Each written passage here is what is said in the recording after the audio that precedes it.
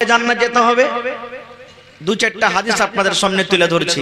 নামাজ, রোজা, হজ, যাকাত এগুলো তো করতে হবে, তার সাথে সাথে কিছু আমলের কথা আল্লাহ রাসূল বলেছেন যে আমলগুলো তুমি যদি করো আল্লাহ তাবারাক ওয়া তাআলা তোমার জন্য জান্নাতের ভিতরে ঘর বানিয়ে দিবেন। যেমন একটা উদাহরণ, যখন আল্লাহ রাসূল বলেছেন ফেরেশতারা যখন কোনো বাচ্চা 10 বছর থেকে নিচে এই আমার মায়েরা খালার আপনারা হাদিসটা ভালোভাবে শুনেন, যখন কোনো ছোট বাচ্চা 2 বছর 4 বছর 1 বছর 6 মাসের 5 বছর 7 বছর এই ছোট বাচ্চাকে যখন জান কবজ হয় আর জান কবজ করার পর যখন ফেরেশতারা আল্লাহর কাছে চলে যান তখন আল্লাহ তাবারাক ওয়া তাআলা ওই ফেরেশতাকে জিজ্ঞাসা করেন, যে ফেরেশতা জান কবজ করলেন, আরে ফেরেশতা তোমরা আজকে কোথায় গেছিলে? আপনি বলেন তো যে আল্লাহ কি জানে না যে কোন জায়গা থেকে ফেরেশতারা জান কবজ করে আসে? আল্লাহ জানেন কি জানেন না? আরো জোরে বলেন, আল্লাহ জানেন কি জানেন না? জানেন। তবে আল্লাহ ফেরেশতাদের মুখ থেকে শুনবেন, বলবেন ফেরেশতা রে তোমরা কোথায় থেকে আসছো, আজকে তোমাদের ডিউটি কোথায় ছিল?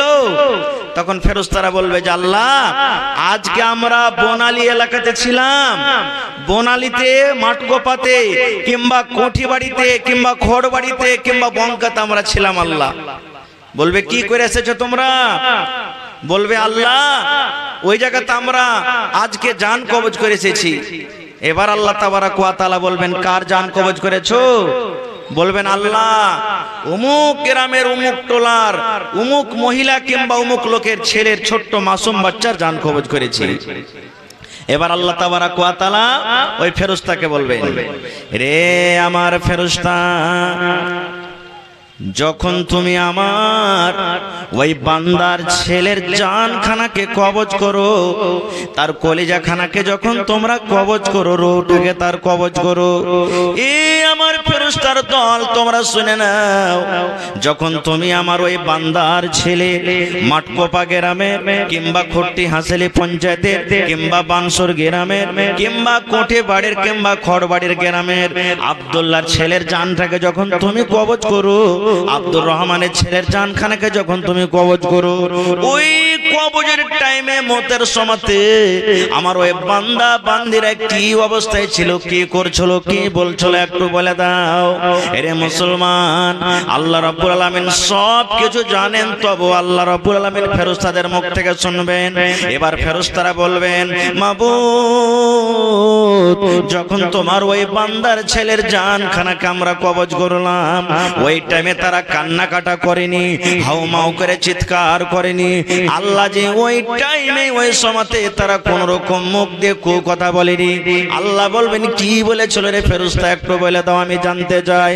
ফেরেশতারা বলবেন রব্বুল আলামিন যখন তোমার ওই বান্দার জানখানাকে আমরা কবজ করে নিলাম, বাচ্চার রূহটাকে যখন কবজ করে নিলাম, ওর মা ওখানে বসেছিল, ওর বাপ ওখানে বসেছিল, ওই দাদা বসেছিল, নানা বসেছিল, নানি বসেছিল। আল্লাহ জি আর মুখ দিয়ে ওরা এই কালেমা এই দোয়াটা শুধু পড়েছিল, ইন্না লিল্লাহি ওয়া ইন্না ইলাইহি রাজিউন, আল্লাহুম্মা আজুরনি ফি মুসিবাতি ওয়া আখলিফ লি খায়রাম মিনহা। আল্লাহ তোমার তারিফ করেছে আর তোমার শুকরিয়া আদায় করেছে আর দোয়াটা পড়েছে। তাহলে বোঝা গেল মা মরে গেল, বাবা মরে গেল, নানা মরে গেল, দাদা মরে গেল, স্ত্রী মারা গেল, স্বামী মারা গেল, কলেজার টুকরা ছেলে মেয়ে মারা গেল, কিংবা আপনি মাইকে শুনতে পান অমুক গ্রামের অমুক লোক মারা গেছে। আল্লাহ রাসূল বলেছেন উম্মত রে যখন তুমি মৃত্যুর সংবাদ পাবে, মরার খবর যখন তুমি পেয়ে যাবে, তখন তুমি হাউমাউ করে চিৎকার করিও না, তোমাকে এই দোয়াটা শুধু পড়তে হবে, ইন্না লিল্লাহি ওয়া ইন্না ইলাইহি রাজিউন। এই দোয়াটা পড়তে হবে। কিন্তু ওরে সুবহানাল্লাহ, কত মা খালা এমন আছে যদি মৃত্যুর কোনো খবর পেয়ে লাই এত করে কানবে, চুলগুলাকে ঝেঁকড়ে মেকড়ে ফেলবে, বুকে বাড়ি মারবে, আর সর্দি লাখে নাই তবে এমন করে কানতে কানতে লাখে টেনে টেনে সর্দি দিয়ে কানবে, আর একবারে মনে হয় 10-20 বাড়ি নিয়ে সবকে জানিয়ে দেবে যে यार কি হয়ে গেছে নাকি, একবারে তাতি মুতে লাগিয়ে দেবে। এরকম শরীয়তে কান্দা নাও, হ্যাঁ হারাম করেছেন, কাঁদতে হবে না কো। এরকম কান্দন আল্লাহ তাবারাক ওয়া তাআলা পছন্দ করেন না ভাই আমার। তবে শরীয়তে কান্দন নাই। একটা উদাহরণ বলি, জালসাতে এই চুটকলা বলা ছেড়ে দিয়েছি, কিন্তু উদাহরণস্বরূপ বলছি যে একটা লোকের মা মরেছে, মোড়লের মা মরেছে, কাইনবার কেউ নেই, কেউ একটা লোক নেই কাইনবার, কে কাঁদবে? তখন মা বেটিকে ভাড়া করে এনেছে যে আগে আমার মা মরেছে, তো চল তো তোরা কানবি। তখন মা বেটি বলছে হ্যাঁ মোড়ল, তোরকে মা মরেছে তো কি দিবি, আমরা কানবো তো। বলছে 2.5 কিলো জুয়া দেবো, চল। বলছে ঠিক আছে চল। আপ কহেন নিজের মা বাপ মরতে গেলে ওর আলাদা কান্দন হবে, আর ওপরকে ভাড়া করে আসলে ওর কান্দন আলাদা হবে না, হবে না? আপ কি দিয়ে কানবে? মা বেটি মোড়লের মার পাঞ্জরে বসে আছে, তখন বলছে মোল্লের ঘে মা মরেছে হু হু, মা বেটি কানছে মোল্লের ঘে মা মরেছে হু হু, যাও দিবে কি ফাও দেবে হু হু, দিবে কি দিবে না হু হু, এই তো কানছে ভাই আমার। তাহলে এবার ফেরেশতারা বলবেন আল্লাহ তোমার ওই বান্দা তোমার শুকরিয়া আদায় করেছে এবং দোয়া পড়েছে। রে আমার মায়েরা, খালারা, ভাইরা শুনে নেন, যখন বাচ্চা ছেলের এরকম ভাবে সংবাদ পাবেন আল্লাহ তাবারাক ওয়া তাআলা, আল্লাহ রাব্বুল আলামিন ফেরেশতারাকে বলবেন আরে আমার ফেরেশতার দল, আমার ওই বান্দা যখন আমার শুকরিয়া আদায় করেছে, কলেজার টুকরা দুনিয়া থেকে চলে গেছে, আদরের সন্তান দুনিয়া থেকে চলে গেছে, তবু কান্না কাটা করেনি, হাওমাও করে চিৎকার করেনি, দোয়া পড়েছে, সবর করেছে, আমি আল্লাহ তোমাদেরকে ফেরেশতা আদেশ করছি যাও যাও যাও, এই ছেলের মা এবং বাবার জন্য আমি আল্লাহ আদেশ করেছি জান্নাতের ভিতরে এখন ঘর তৈরি করে দাও। সুবহানাল্লাহ। তাহলে যেই সমস্ত মা খালা ভাইয়েরকে ছোট সন্তান মারা গেছে সবর যদি করে থাকে, তাহলে জান্নাতে তার জন্য এখানটা ঘর রেডি হয়ে আছে। কিন্তু এখন তো দেখবেন কত মা খালা আছে শরীয়ত জানছে যে কানতে হয় না, ও কানবে না, তখন আশেপাশেকার অন্য মহিলারা বলবে এর দিলখানটা কত পাথরটি, ওর ছেলেটা মরে গেছে তাই একটুকু কান্দে না মাগি, মনে হয় কত যে ওর লেগে ভালো হয়েছে তা আল্লাহ জানছে, বলে না? কত লোক বলে। তাহলে সবর করতে গেলে আল্লাহ তাবারাক ওয়া তাআলা জান্নাতে এখন ঘর বানিয়ে দিবেন। তাহলে একটা হাদিস শিখে নিলেন, আরেকটা হাদিস শিখেন। আল্লাহর নবী বলেছেন এরে আমার উম্মত 24 ঘন্টার ভিতরে আল্লাহ রাব্বুল আলামিন কোরআন মাজিদে একটা সূরা দান করেছেন, যে সূরাটার নাম হলো সূরা ইখলাস। এই যে আমি খুতবার পর পড়েছি, দয়ার নবী বলেছেন উম্মত রে, যে কোন টাইমে তুমি বাড়িতে বসে আছো, তুমি ঠেরা ঘুরাইছো, তুমি সানি কাটছো, তুমি বাড়িতে বসে আছো, মোটরসাইকেল চালিয়ে তুমি রাস্তা দিয়ে চলে যাও, তুমি বসে চড়া আছো, ট্রাকে চড়া আছো, মসজিদে ওযু করে নামাজ পড়তে যাও, নামাজ পড়ার পর তুমি বসে আছো, কিংবা নামাজ পড়ে তুমি বাড়ির দিকে রওনা হয়েছো, যে কোন টাইমে আল্লাহর নবী বলেছেন উম্মত তুমি যদি খালিস নিয়তে সূরা ইখলাস আউযু বিল্লাহ বিসমিল্লাহ বলে যদি 10 বার তুমি পড়তে পারো, রাসূল বলেছেন কতবার? জোরে বলেন কতবার? 10 বার যদি পড়তে পারেন মুসলমান, আল্লাহ রাসূল বলেছেন উম্মত রে, আল্লাহ রাব্বুল আলামিন এই সূরাটাকে 10 বার পড়ার কারণে আল্লাহ তোমার জন্য জান্নাতের ভিতরে এখন ঘর তৈরি করে দিবেন। সুবহানাল্লাহ। 10 বার পড়ার কারণে আল্লাহ জান্নাতের ভিতরে এখানটা ঘর তৈরি করে দিবেন। কিন্তু আজকে আমরা মুসলমান তো যেমনি সালাম ফিরলাম, ডান দিকে সালাম হলো, বাম দিকে সালাম হলো, মনে হয় আগুনের পরে মসজিদে বসে আছে, দেই ওড়ান, মুলবিরা দুয়া বাদ করে দিয়েছে, তার ফের বসার কি দরকার? সুবহানাল্লাহ। একটা ফজিলত শিখলেন সূরাতুল ইখলাস 10 বার পড়তে গেলে আল্লাহ কোথায় ঘর বানাবেন? জান্নাতের ভিতরে ঘর বানিয়ে দিবেন। আরো একটা হাদিস শুনেন, আপনাকে প্রশ্ন করছি, আল্লাহ রাসূল বলেছেন যখন তুমি মসজিদের ভিতরে ঢুকবে, মসজিদে যখন তুমি দাখিল হবে, রাসূল বলেছেন দোয়া পড়তে হবে। দোয়া আছে না নাই? মসজিদে ঢোকার দোয়া আছে না নাই? আর একটু জোরে বলেন আছে না নাই? আল্লাহ রাসূল বলেছেন উম্মত জমিনের উপরে আকাশের তলাতে পৃথিবীতে যত জায়গা রয়েছে সমস্ত জায়গার মধ্যে উত্তম জায়গার কথা রাসূল মসজিদ বলেছেন রে উম্মত। আল্লাহ রাসূল বলেছেন তোমার একটা মসজিদ আছে আলবেস্টার লাগানো, টাইলস লাগানো মসজিদে, উপরে টিন আছে, মসজিদে তোমার টাটির ঘর আছে, দেওয়াল নাই, আর তোমার বাড়িতে 5 তলা মাকান, তুমি সুন্দর সুন্দর তুমি টাইলস লাগিয়ে রেখেছো, রাজস্থান থেকে টাইলস তুমি নিয়ে এসেছো, তুমি শিলিগুড়ি থেকে তুমি টাইলস নিয়ে এসেছো, তুমি অন্য অন্য দেশ থেকে তুমি টাইলস নিয়ে এসেছো। আল্লাহ রাসূল বলেন উম্মত রে, এই মসজিদ থেকে তোমার বাড়ি ভালো হতে পারে না, ভালো হতে পারে না। আল্লাহ রাসূল বলেছেন যখন তুমি মসজিদের ভিতরে ঢুকবে, মসজিদে যখন তুমি যাবে, আল্লাহ রাসূল বলেছেন উম্মত তোমাকে এই দোয়া পড়তে হবে, আল্লাহুম্মা আফতাহলি আবওয়াবা রাহমাতিক। আল্লাহ তুমি আমার জন্য আল্লাহ রহমতের দুয়ার আল্লাহ তুমি খুলে দাও। আল্লাহুম্মা আফতাহলি আবওয়াবা রাহমাতিক। যেমন মসজিদে আপনি ঢুকবেন, আল্লাহ রাসূল বলেছেন মসজিদে যখন ঢুকবেন আপনি তখন ডান পা খান মসজিদের ভিতরে আগে রাখতে হবে, বাম পা আপনাকে আগে রাখতে হবে না। মসজিদের ভিতরে যখন ঢুকবেন তখন ডান পা দিতে হবে। যেমন মসজিদে আপনি ডান পা রেখে দিলেন, নবী বলেছেন উম্মত রে, ডান পা রাখার সময়তে তোমাকে এই দোয়াটা পড়তে হবে, আল্লাহুম্মা আফতাহলি আবওয়াবা রাহমাতিক। আর যখন মসজিদ থেকে তুমি বের হয়ে যাবে তখন তুমি বাম পা খানটা আগে বের করে দাও, বাম পা খানটা মসজিদ থেকে আগে বের করো। তারপর রাসূল বলেছেন এই দোয়াটা তুমি পড়ো, আল্লাহুম্মা ইন্নী আসআলুকা মিন ফাযলিক। এটা হলো মসজিদ থেকে বের হওয়ার দোয়া, জানছেন আশা করছি সবাই। এবার আপনাকে আরেকটা হাদিস বলি, এটা হলো হাদিসের এক পয়েন্ট যে এই পৃথিবীর মধ্যে সবথেকে উত্তম জায়গা হলো কি, সব থেকে ভালো জায়গা হলো কি, মসজিদ। আর এর অপোজিট উল্টা নিলেন, আল্লাহর নবী বলেছেন এরে আমার উম্মত, জমিনের উপরে, এই জমিনের উপরে সব থেকে নোংরা খারাপ জায়গা হইল বাজার। সব থেকে খারাপ জায়গা হলো কি, জোরে বলেন, সব থেকে নোংরা জায়গা হলো কি, বাজার। কিন্তু এই বাজারও একটা খুব মজার কথা লুকিয়ে আছে। কি মজার কথা জানেন?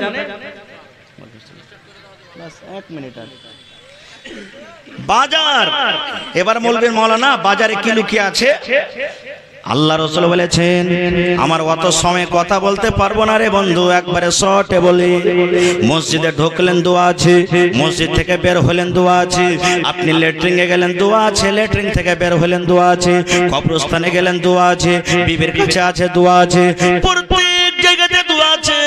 আল্লাহ রাসূল বলেছেন উম্মত রে, যখন তুমি বাজারে যাবে, তুমি তরকারি কিনতে চক চলে গেছো, তুমি সবজি কিনতে তুমি চক চলে গেছো, তুমি বকরি কেনার জন্য তুমি চক চলে গেছো, তোমার বাড়িতে কুটুম চলে এসেছো, তুমি রসগোল্লা কেনার জন্য মার্কেট চলে গেছো।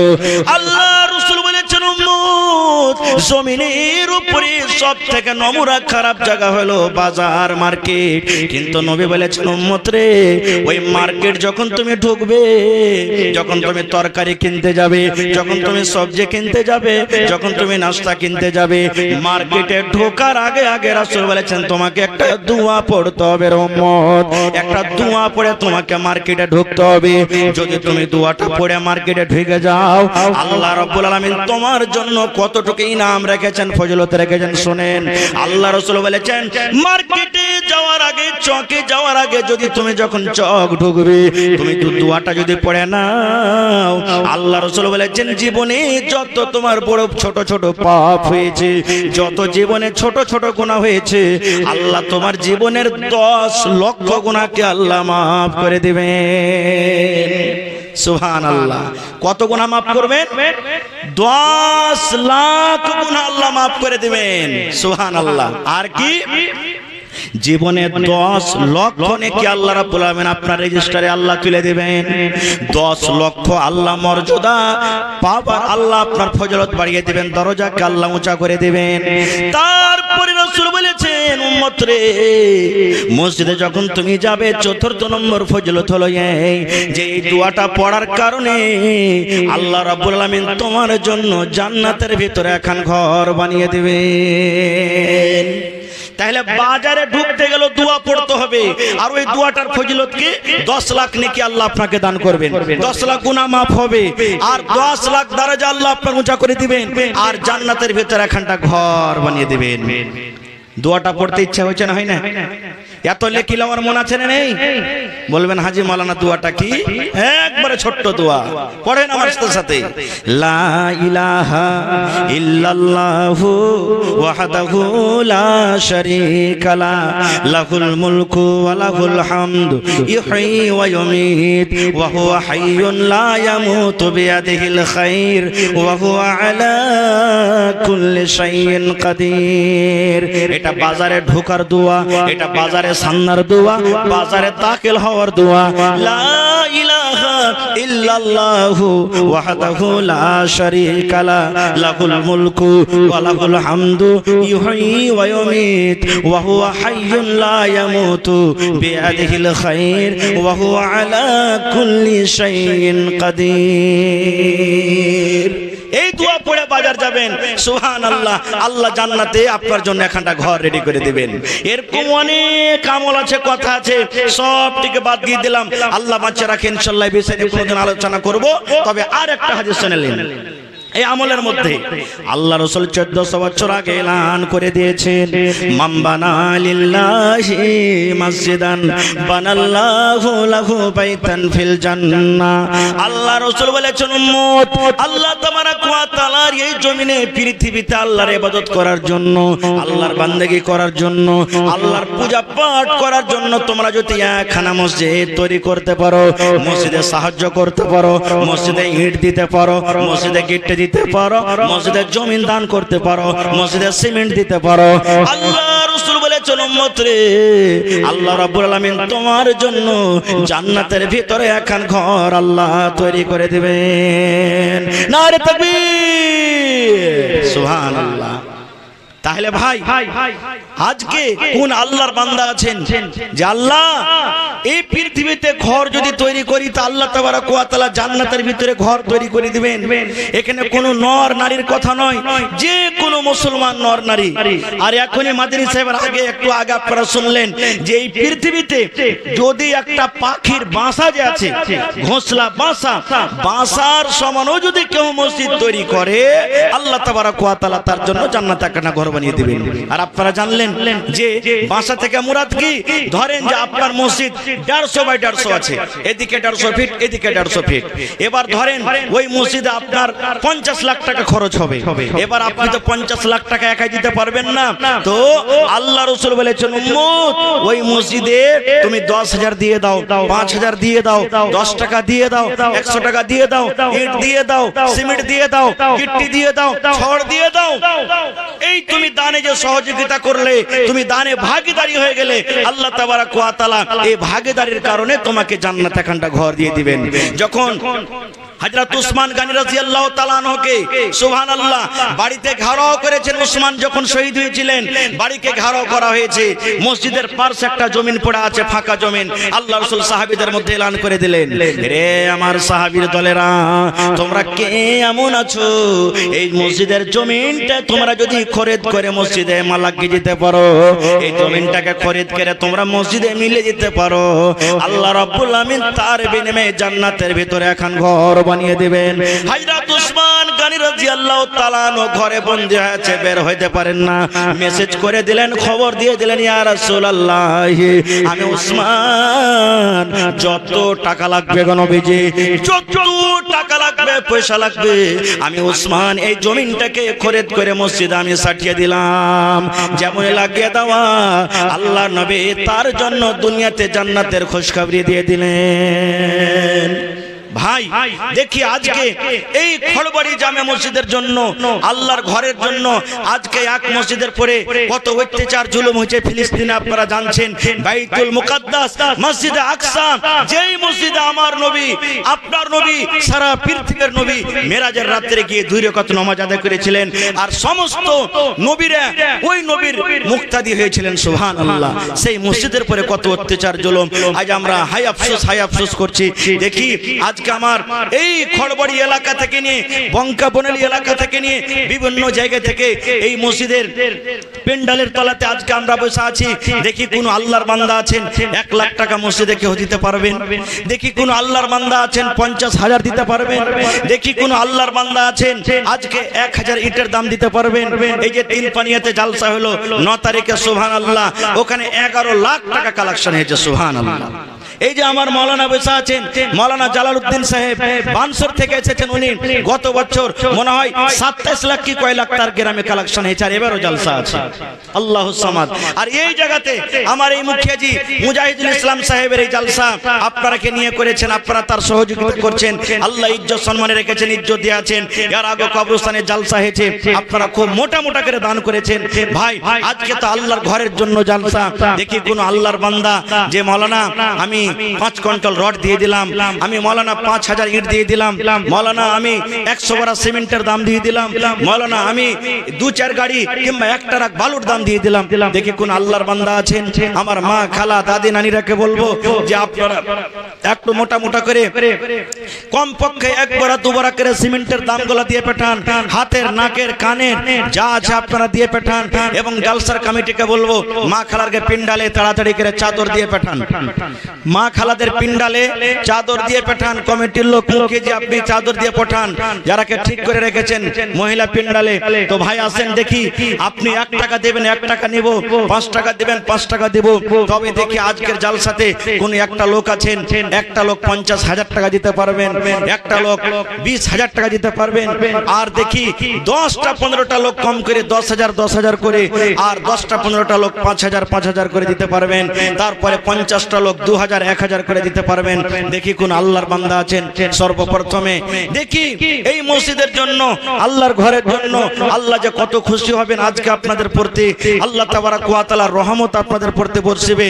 আল্লাহ কত আল্লাহ রাব্বুল আলামিন দয়া করবেন আপনার প্রতি, যে আল্লাহ বলবেন আল্লাহ যে এই ফেরেশতার দল দেখ আমার এই বান্দারা, আমার এই বান্দিরা আমার ঘর বানার জন্য কতখানি পাগল হয়ে আছে, আমার ঘর বানার জন্য আমার বান্দা বান্দিরা কতটা দিওয়ানা হয়ে আছে।